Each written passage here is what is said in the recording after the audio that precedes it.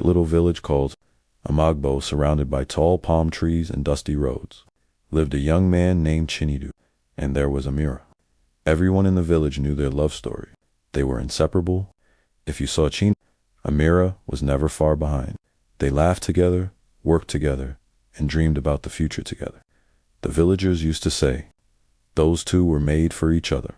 But Chinidu had bigger dreams. He wanted more than the small village life. He wanted the bright lights of the city, the opportunities, the success. One evening, as the sun set behind the hills, he held Amira's hands and made her a promise. Give me some time, he said softly. I will go to the city, make something of myself, and I will come back for you. Amira believed him.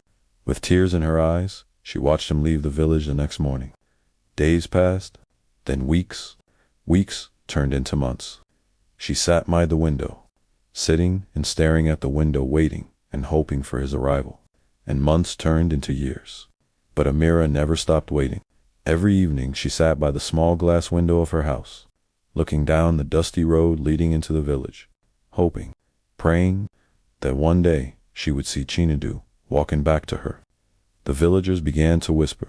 Some said he was gone forever. Some said the city had swallowed him.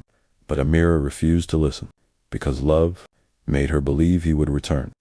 10 long years passed, 10 years of waiting, 10 years of hope, 10 years of loneliness. Then one afternoon, an SUV drove into the quiet village. People gathered around. The door opened, curious, and out stepped a man. It was Chinidu, older, better dressed, but it was him. The villagers gathered around him and his new family. They posed for pictures. Some people that recognized him quickly ran to Amira to break the news to her and show her evidence. Amira's heart began to race. She ran as fast as she could to the market square to see for herself. Standing beside him was a woman, holding his hand, and behind them were 2 small children. The whole village went silent.